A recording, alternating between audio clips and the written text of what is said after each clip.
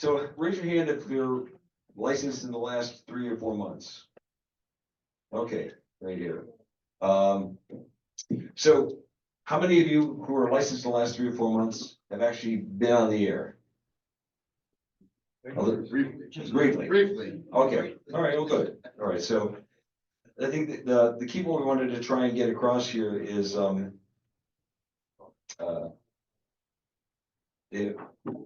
talking on the radio is really not a whole lot different than just talking to another person, standing in front of you or on the telephone. It seems just a little odd that you sort of do it with a cell phone, as it were, but other than the fact that you have to hit the push to talk button to actually, do that talking. I mean, part of what we when we first started talking, when we're doing the workshop in particular, we talked about, some of the protocols, and so you always want to make sure that you give your call sign at least once every 10 minutes. That's the law. Yeah. Very often people will do it at the end of their transmission, but not always. But bottom line is it's just an opportunity to share information, talk, say, hey, what's going on, and so I don't know, Steve, if you want to. Yeah, no, so Drew, you're on talking. So for the folks who have the Valfags that are program information, let's go to memory number 2 on there. And if you need one of these sheets, it tells you, goes from the frequency to the what memory position. I'm sorry. We'll get this out electronically. So memory number 2 on your Wolfgang, it'll also show as 146.865. That's the frequency of the repeater. So here's something you should never do. Never do this. Never do that. Why should you never do that? Yes, Stanley. It's for chunking and it's annoying. Get up here. I turn this over to Stanley. You take it from here. Stanley, thank you very much. Yeah, that's for chunking. So what you actually did is I just allegedly broke the law by transmitting without identifying myself. Why would you do that? I don't know. It was an accident. My thumb skipped. People do it to see if they're in range of the repeater. Because the way you know that the repeater hears you is that it will open up and it'll respond to you somehow. Some repeaters will give you a beep, some will give you a sound, something. Bulk or chunking, don't do it. So, and if you do it, someone's bound to come on and say, hey, cut it out. Identify yourself, cut it out. This is Ford. He's almost always listening. So you would do something like this. K2 YRA listening. Yeah. Okay. Steve, can I suggest you go to 15 because that's the 47 repeater. Oh, here, okay. And very few people listen to it. Oh, okay. Let's go to 15, which is oh yeah, N2 EFD 15. Okay. So for those that are watching on the live stream, let me just here. This was a resource that we shared with. Can you see that? It's not that good. Yeah, mine's programmed there. 145.470.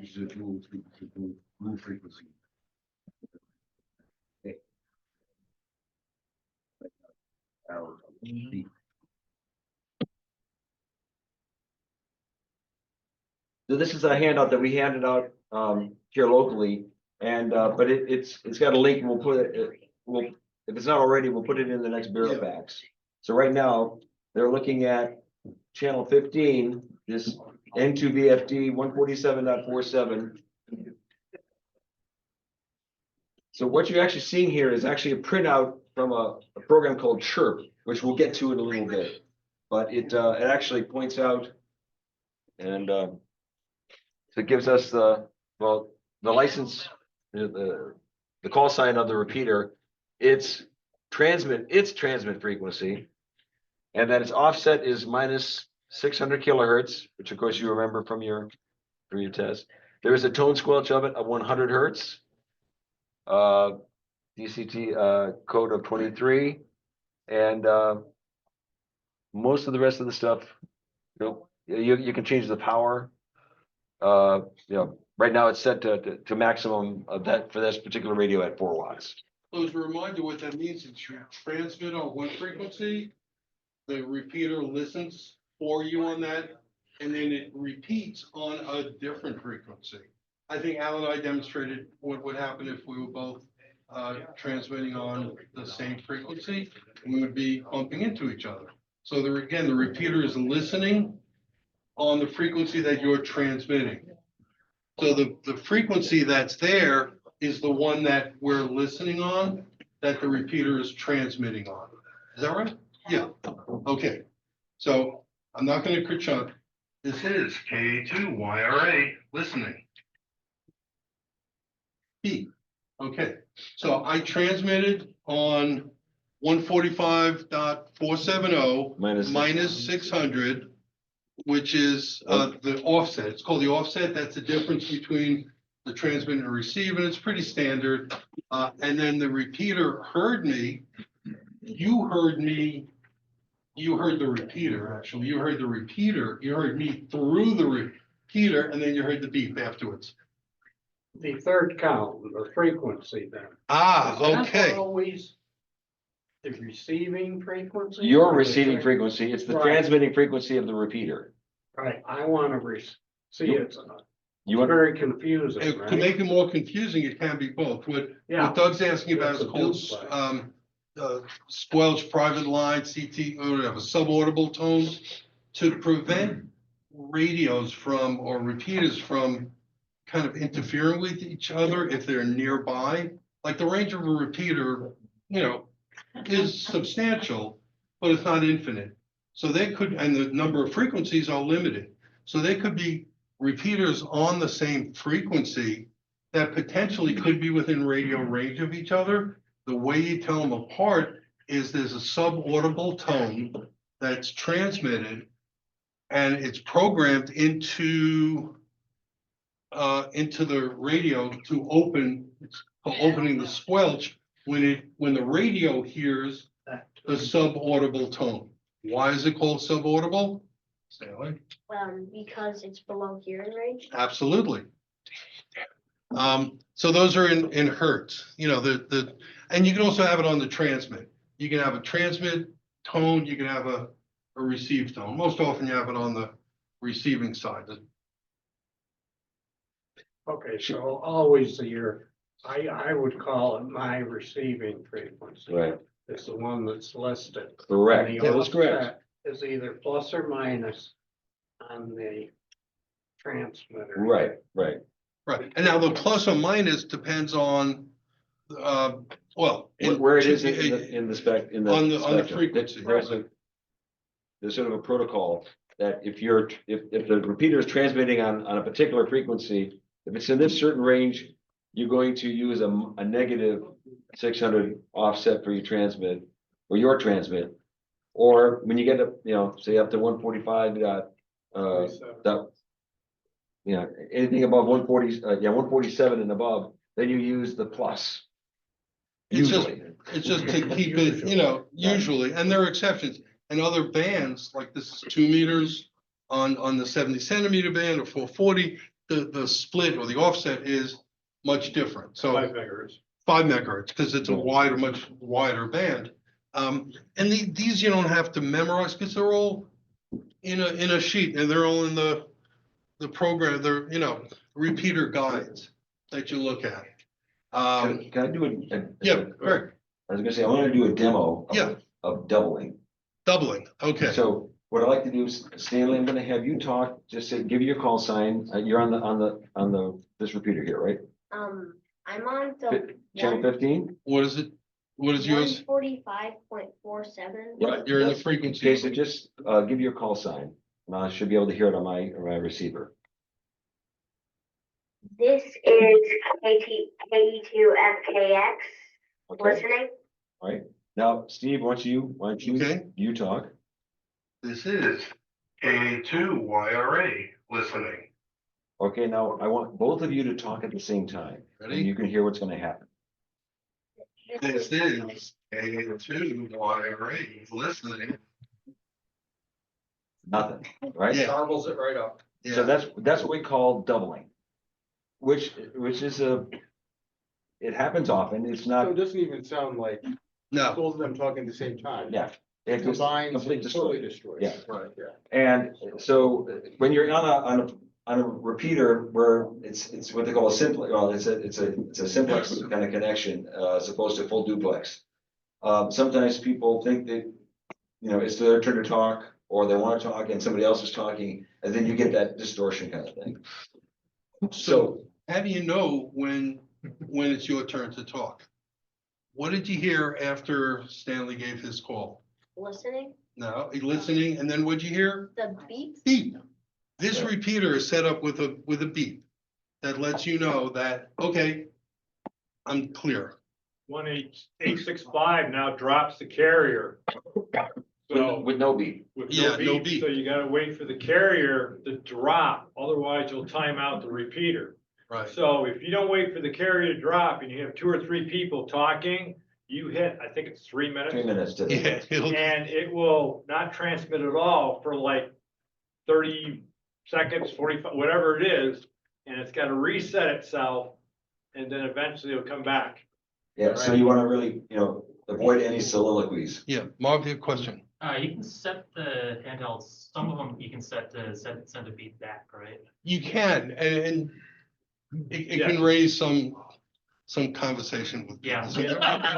That's a nice way of saying just leave it alone. Yeah, so, so what we're talking about is just as frequencies are a limited resource, repeaters and the time on the repeater is a limited resource. So there are timers built in. There's a certain amount of time that you can transmit, and it's usually longer than you can hold your breath, until it'll time out. What happens when it times out, you're talking, you don't realize it, but the repeater stopped listening to you and no one can hear you. It's also there to protect the transmitter on the Yes. repeater, Right. keep it from getting overheated. Yeah. FCC rules, I believe, is 3 minutes and Well- then it drops. How many people have pocket dialed somebody from their cell phone? It's embarrassing. Here, it could be worse. Like if you sit on the transmit button and you're just transmitting nothing, you're tying up a lot and it's dangerous. So there's 2 times when you need to pause. We spoke about the one after you're done talking, before the next person can get the repeater. On this particular repeater, you'll hear a beep. On the 865 repeater, and that's a lot of times you just hear the repeater referred to by the frequency. The 865 repeater, there's no beep, but as Greg said, the carrier drops, so it'll go silent. The other time you need to pause this is KA2. You probably missed the beginning of YRA.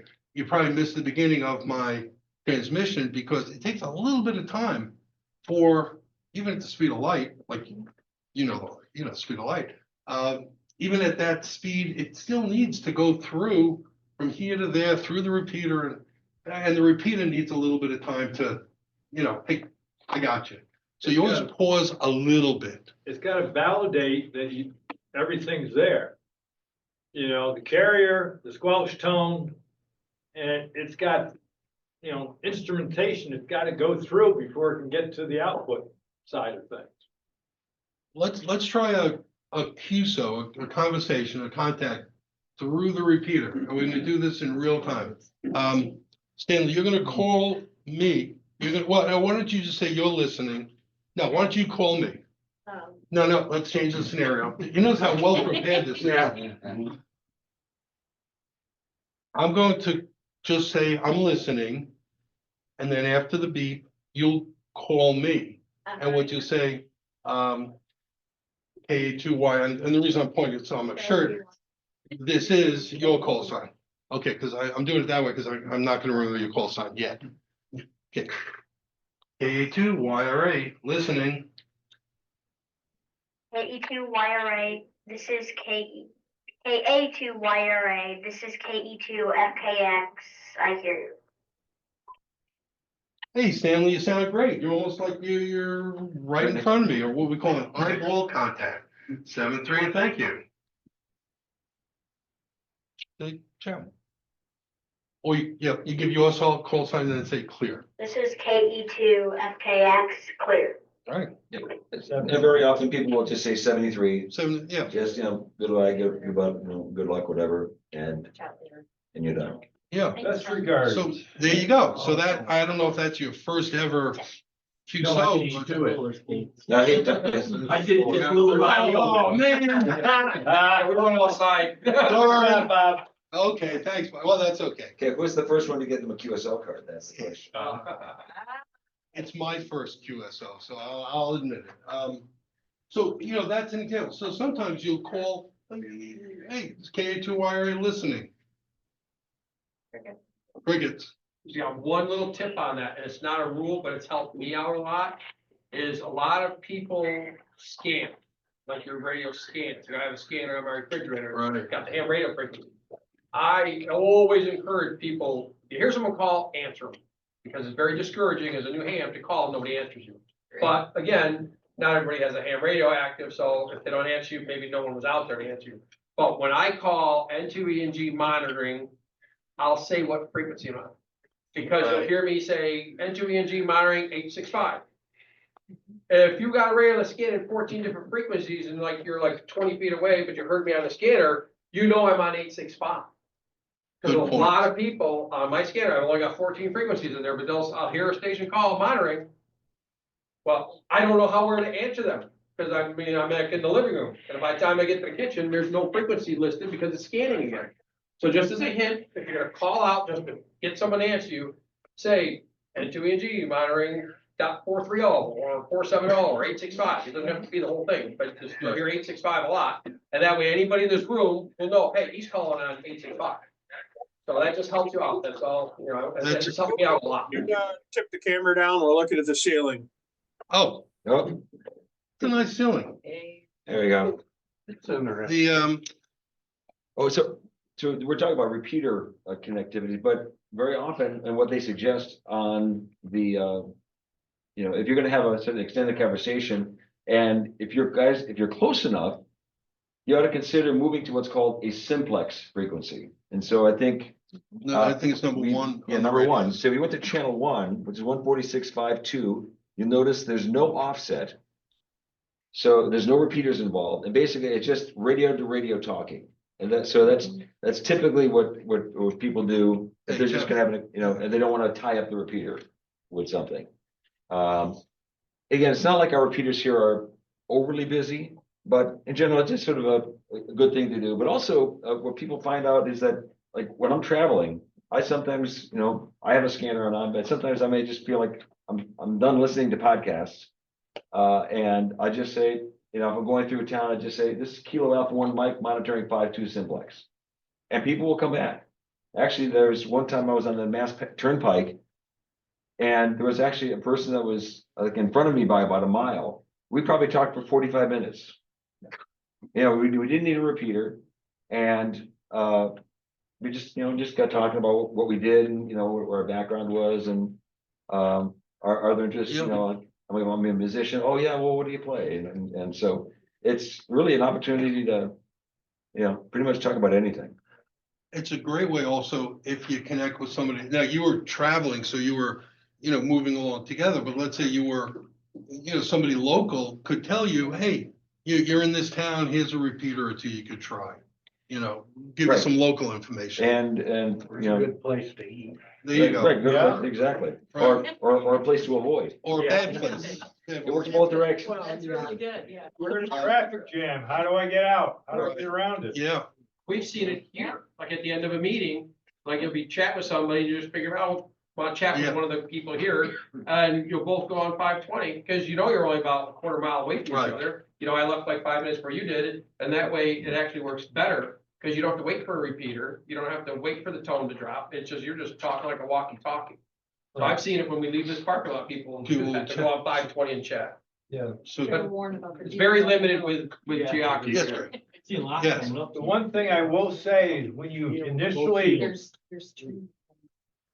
initially start a conversation, especially with the new hams, do not slur your call letters and signs. Enunciate and just back off the speed a little bit, okay? Because some of us who have hearing aids and stuff, we gotta process what you're saying and maybe write it down, okay?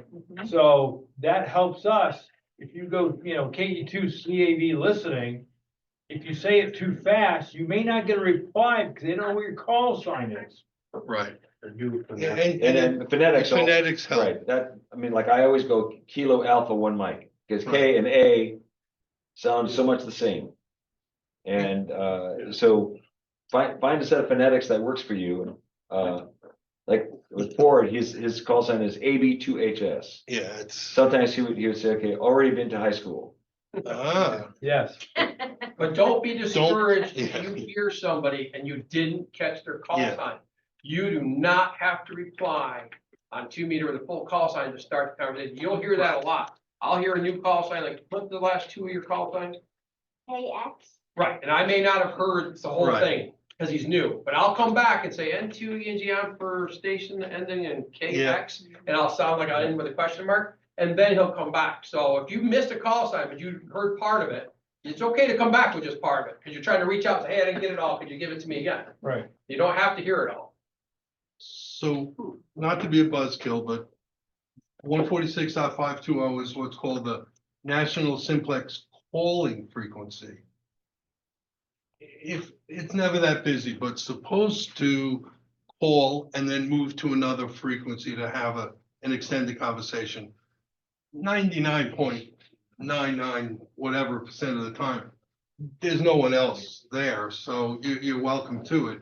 But you may get somebody who's like, hey, there's a calling frequency, get off, go somewhere else. So you just go to another frequency that's nearby, like .535, 550, whatever. But It does just depend on your area. Buffalo, Mhm. they talk on 520. Yeah, a lot of people do because I've never been asked, and Yeah. Drew's been here a lot longer than me, Yeah. but he can probably tell you how many times have you been asked to move off 520? very unusual. Because you gotta remember, it's Right. very distance related. Yeah, You can have 100 hands around, but only one can hear you, and that's the one you're talking to. it may more You often. go down a hill, you're done. Good point. It may occur more often in heavily populated areas. To talk about a couple of things on these radios themselves, Yeah. the new ones that people got. One thing actually, Art had asked me about, you have this little blue AV switch. So Yeah. these have two, basically they show two channels. The top channel is the A channel, and bottom one is the B channel. And you can flip between those two frequencies. So like right now, this one, this is Greg's HT. It's on the 7.3 repeater. If I click the A, go over to the A, now I'm on the 865, and you can hear people talking. In case if somebody's on there. AE2, AZT. Yeah. Skip and Al are, Skipping yeah, out. Yeah, again. Okay. they have 45-minute conversations. Minimum. Right, right. The other thing also, you have this VFO MR. The VFO means variable frequency oscillator, and MR means memory recall. 99.9% of the time, you want to have it in what's called the MR mode, so that you actually go to those channels that you have programmed in here. Now, there may be some times when, like,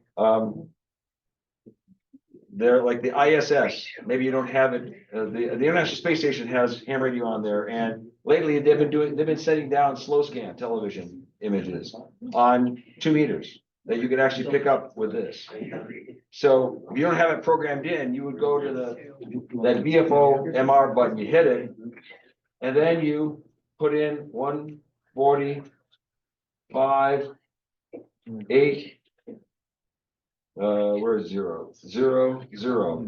And now that's in there, and that's how you would program that particular frequency. And that's only for the receive. Right. Right. And we'll talk about looking at Yeah. other things in a little bit. But anyway, I just wanted to point out a couple of. Talk about it, Tom, yeah. Not yet. We will. So While you're on that display Yeah. real quick, I just wanted to tell you in case you didn't cover it. The A, which is the top line, that is frequency, numbers.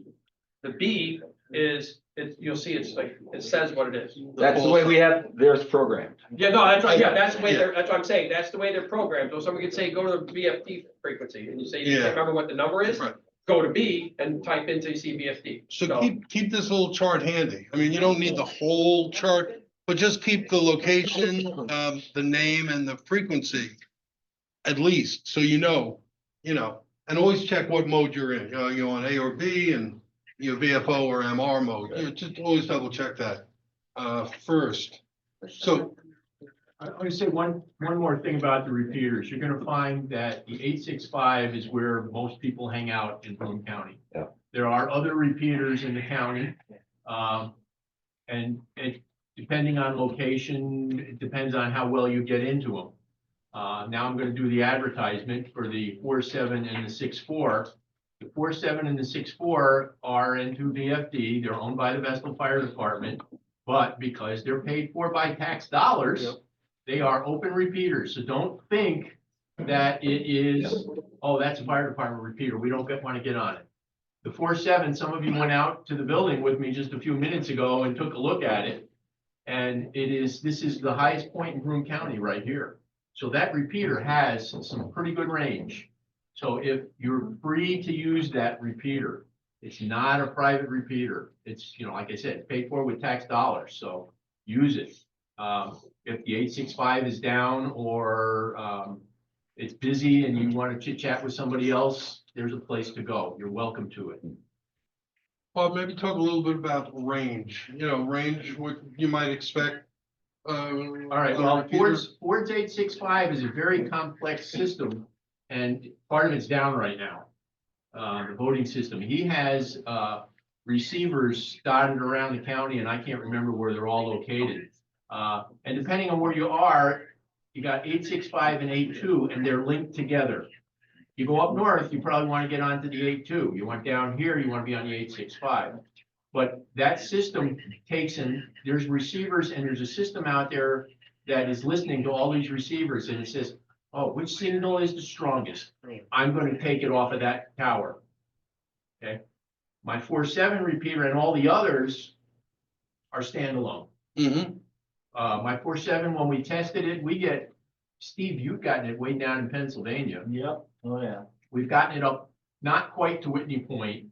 It covers Tioga County pretty well. So that is a pretty wide-ranging repeater. And the one thing we are actually trying to do, if we can find some funds for it, is link it to that VFD number 6, channel 16 there. Link it to the VU repeater, because that's kind of a shadow area for us because of the terrain. But as you travel around, just try different repeaters. And you try not by Kurt chunking, but by K2YRA monitoring, and you'll hear or not hear the repeater. Do they have, are you Think so. referring to, like, I know up in the Adirondacks, there's a club or something, and I think, like, most of the Adirondack parks, there's repeaters up on the mountain tops there, and I think they're all hooked together. More likely more than likely. I would think if you get too large an area, won't it get too congested, or? It will pick up, as Bob said, it'll pick up, where it'll vote. It'll see where you're being picked up the best and listen to that. But I think his question is do we get so many people on because they're linked that it actually starts getting congestion, too many people trying to talk, and it's going out too many places. And yes, that could happen. Yeah. I don't think you'll run into it in the Adirondacks because there's probably not that many hams up there, and they're linking them just to get the coverage they need because of the terrain. Right. But now there are other repeaters, like there's one up in Cortland, I think up in Syracuse, that actually are interconnected literally across the country, if not across the world. Oh, yeah, what's that called? And No.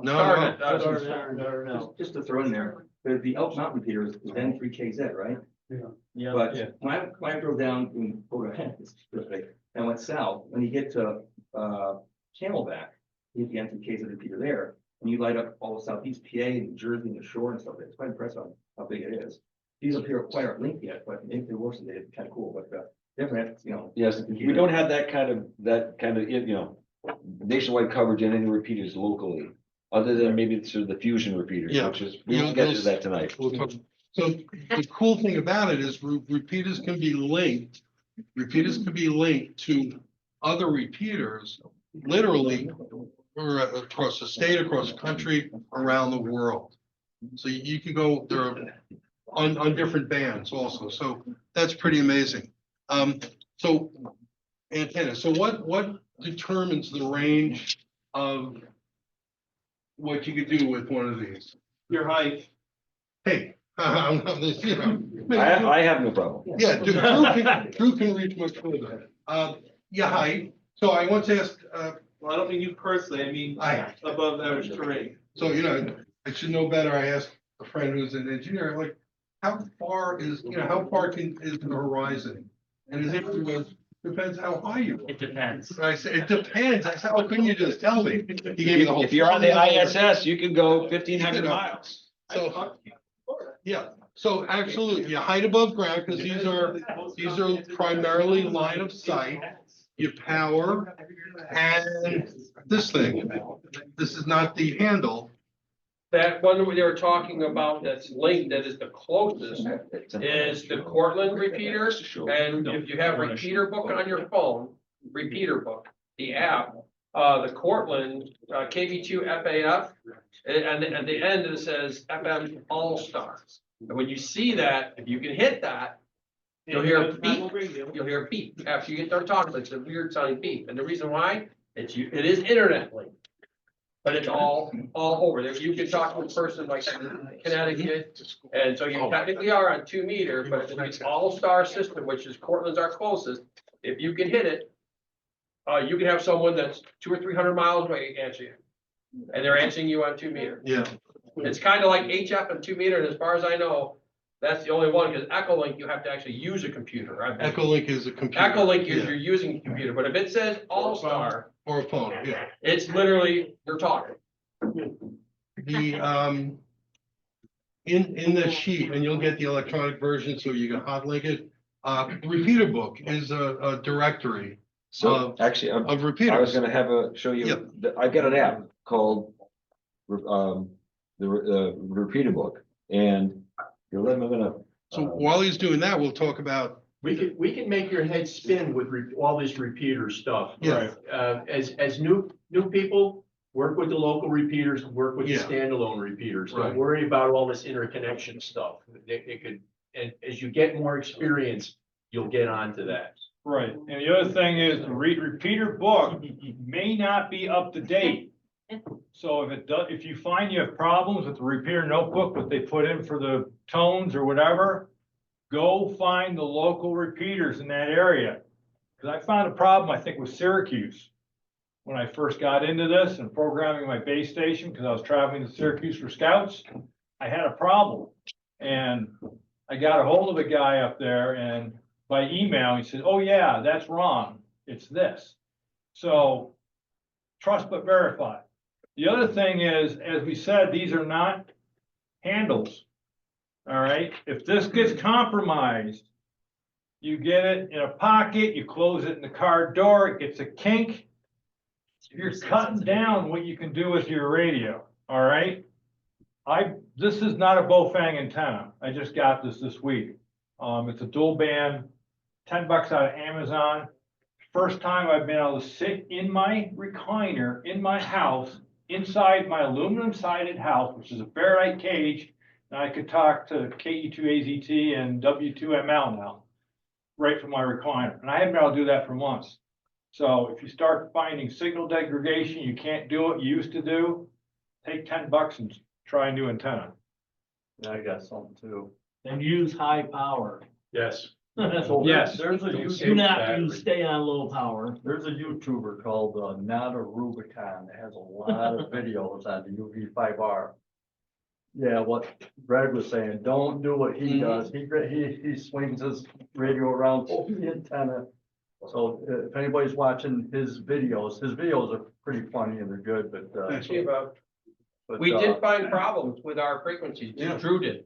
He sent an email out because all of the frequencies that are in these Farah HTs, they're accurate. But when he looked at through repeater book, he found some discrepancies, so he asked me and Ford answered first, said, no, what's in the radio is accurate, so it, like he said, don't be discouraged, someday you're tinkering around in the future off a repeater book, once in a while, someone has filed with an update. John, can you hold up your radio? He's got an extended battery in his versus the standard, all right? Those are great, you can get 3-4 days out of them, maybe, all right?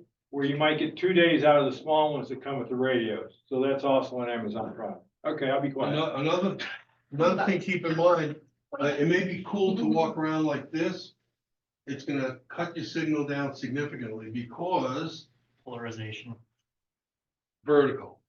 FM is typically, this is vertical, yeah, up and down, typically vertical. This way. Yeah, so you always want your antenna pointing straight up because the antenna that you're trying to connect to is also pointing straight up.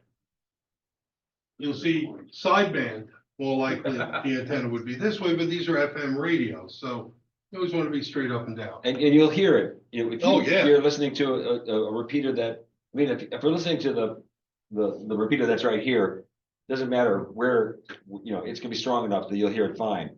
But if you're getting a repeater that's sort of on the fringe, you'll find that sometimes just moving it around, you can improve your signal. But really what you want to do is consider getting, you can either get a commercial, rig like this, or a DIY. Ta-da! No, that's just a yacht. So which way would you hold this to work it this way? Like this? This? Like this? Like this? Yeah. Yeah, vertical. You want, Ah. you want them up and down. Well, hold it this way. This is your antenna, so I was just being silly. Yeah, you always want these going this way. And which way do you point it? You point it, yeah, away from you, but no, you point it, so typically the longer element in the back is reflecting, this is where it's, the wire is connected, that's the director, so. Right. So like that antenna is designed for the 144, the 2-meter band. This is for the 70 centimeter band, the 440 megahertz. You see that the elements are shorter. Although I actually have Hey, you on took here, off the 2-meter, I'm saying, yeah, wait, you I've missed. also got elements that I can bring, that I can put on. Yeah, let me just put those in there. This is my 440 rig, but I can also put on elements, like this. Make it 2 meter. So are there any archery fans here? Hey, Stanley, KA2YRA, you sounding good. So this has got a 3 element.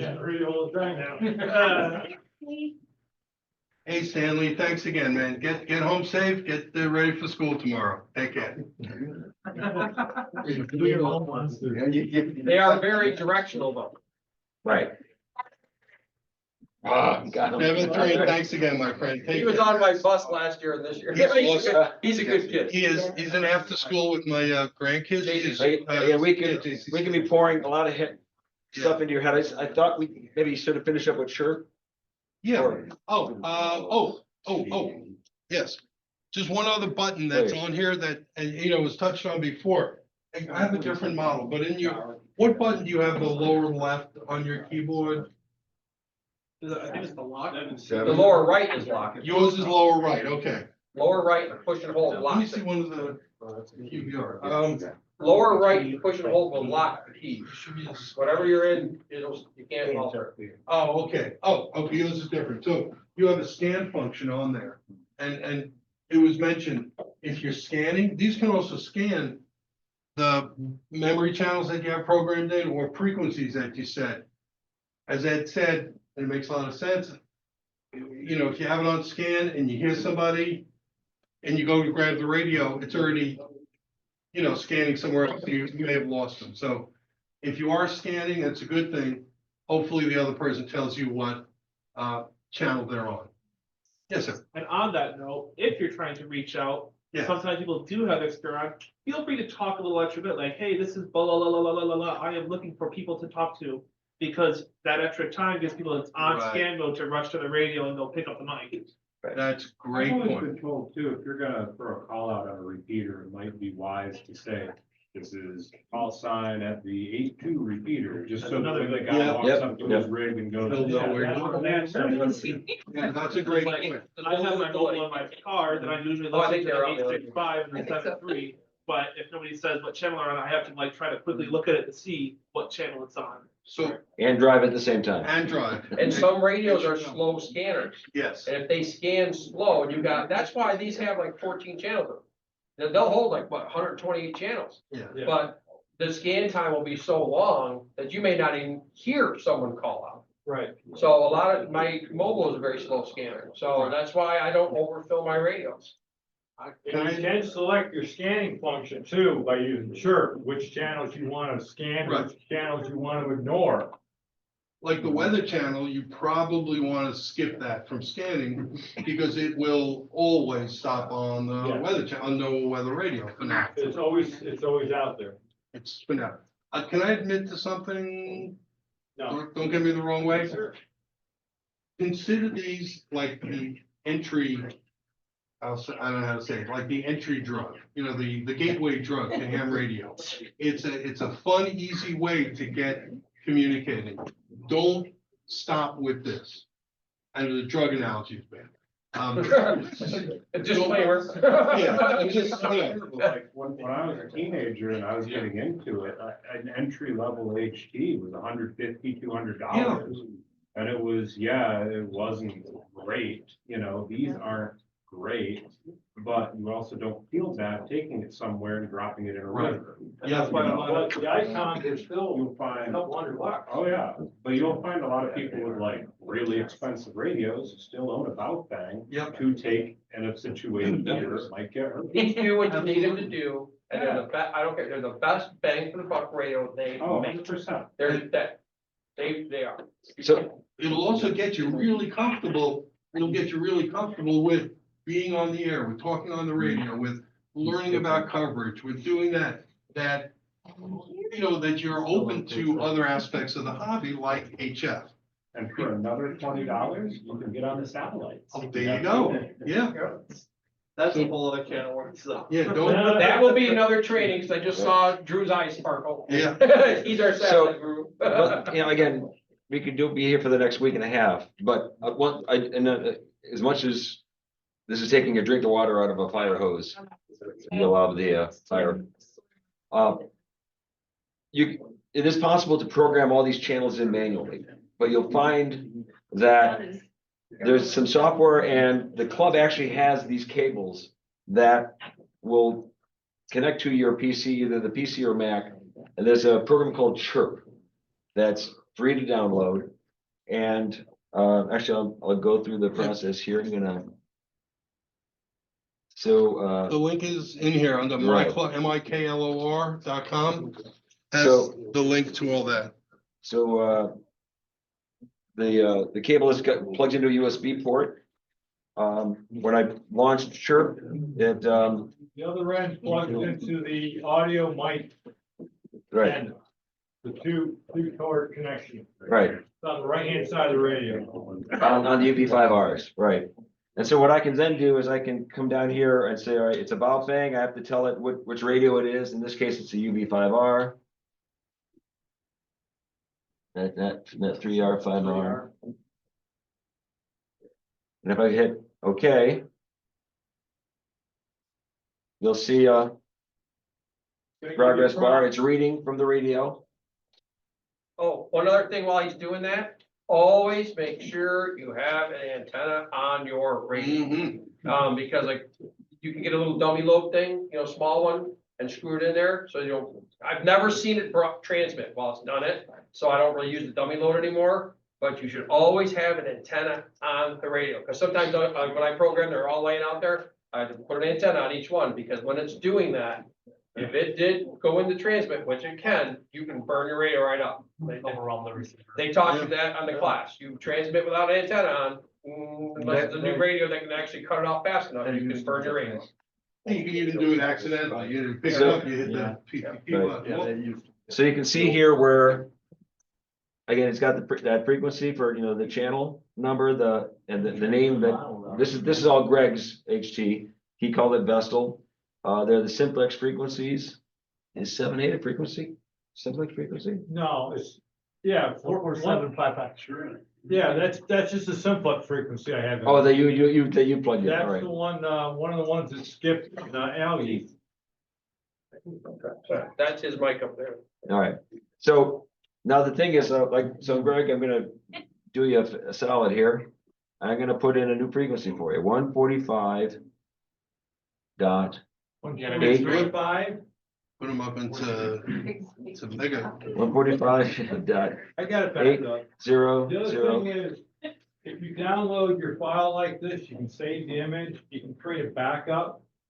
Okay, I have another radio, it's a BF-F8HT. I was learning to program it, and maybe I did the push to talk without an antenna. It won't do repeaters anymore. I'm talking with, Bofang, and they want $37 to give me a remanufactured one. So I'm just gonna buy a new one or go to Icon. Icon is like $135, I think.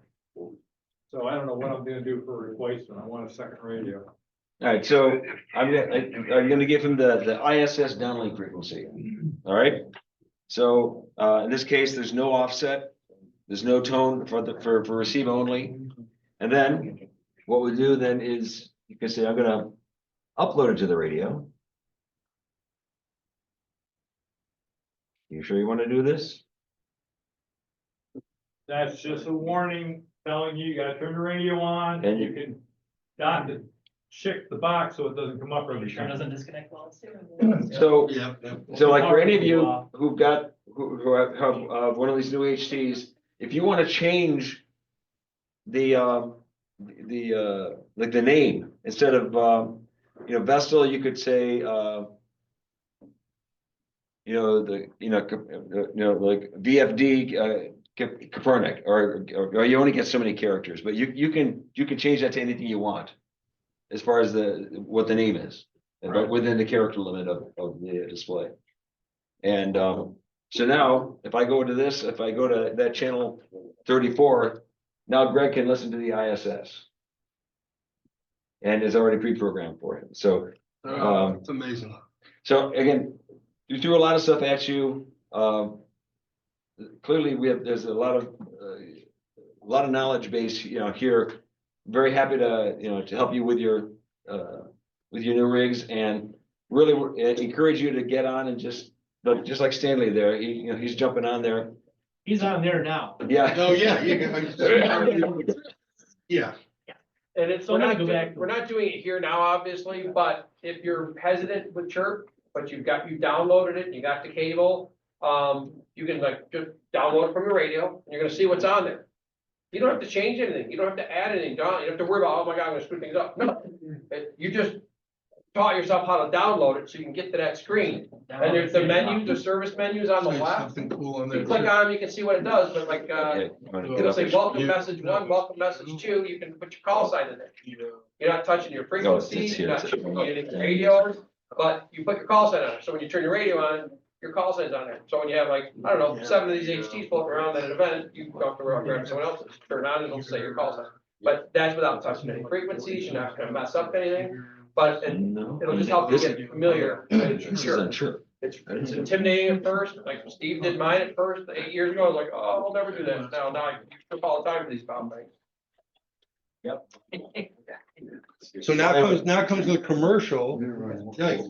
So pretty much, you got everything. You have the radio, you have the charger, you have an antenna. You can accessorize it. You put bling and stickers on there, but some things you might want to consider, like John has the extended battery. There's a wire that can go into your cigarette lighter adapter to save it. You can get a Hawaii 5.0 microphone. Right. That plugs in that same thing. It's a speaker mic. Yeah, they don't sound as well. Yeah, and they fall out of your hand. They also make ones that go in your ear. Sure. Antennas. if if you really want to improve things in Dennis, set your expectations, that limited range, and there won't always be somebody there, but when there is somebody there, you'll have a good conversation. All right, well, we'll call it at that, and, but if you have any other questions, feel free to continue. Thank you guys for taking over for fourth place tonight, because seriously, Ford was gonna do most of this, so thanks, guys.